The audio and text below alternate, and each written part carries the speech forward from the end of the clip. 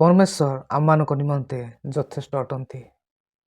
ଆମମାନେ ତାହାଙ୍କଠାରେ ରହି ତାହାଙ୍କ ବାକ୍ୟରେ ସ୍ଥିର ରହି ଆମମାନେ ସନ୍ତୁଷ୍ଟମୟ ଜୀବନ ଯାପନ କରିବା ପାଇଁ ପ୍ରତ୍ୟେକ ସମୟରେ ଚେଷ୍ଟା କରୁ। କୌଣସି ପ୍ରକାର ଧନ ଲୋଭରେ ଆମମାନେ ନ ପଡ଼ୁ। କାହାର କୌଣସି ଜିନିଷ ଦେଖି ଆମମାନେ ମଧ୍ୟ ସେହି ପ୍ରକାର ଏକ୍ସପେନ୍ସିଭ୍ ଜିନିଷ ଗୁଡ଼ାକ କିଣି କୌଣସି ଋଣରେ ନ ପଡ଼ୁ। ପ୍ରଭୁ ଆମମାନଙ୍କୁ ଚାହାନ୍ତି ଆମମାନେ ଯାହା କିଛି ଆମମାନଙ୍କଠାରେ ଅଛି ସେଥିରେ ସନ୍ତୁଷ୍ଟ ରହୁ ଏବଂ ସେ ଆମମାନଙ୍କର ଆବଶ୍ୟକତାକୁ ପୂରଣ କରି ଆମମାନଙ୍କୁ ସେ ଆଶୀର୍ବାଦ କରିବେ। ଏବ୍ରୀ 13:5 ଲେଖାଯାଏ, ଆଚାର ବ୍ୟବହାରରେ ଧନଲୋଭ ଶୂନ୍ୟ ହୁଅ।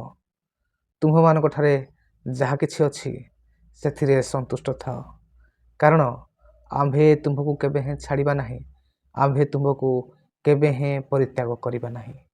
ମୋର ପ୍ରିୟମାନେ, ଆମ୍ଭମାନଙ୍କର ପରମେଶ୍ୱର ଆମ୍ଭମାନଙ୍କୁ ପ୍ରେମ କରନ୍ତି। ସେଥିପାଇଁ ସେ ଆମ୍ଭମାନଙ୍କୁ କଦାପି ଛାଡ଼ିବେ ନାହିଁ, ସେ ଆମ୍ଭମାନଙ୍କୁ କଦାପି ପରିତ୍ୟାଗ କରିବେ ନାହିଁ।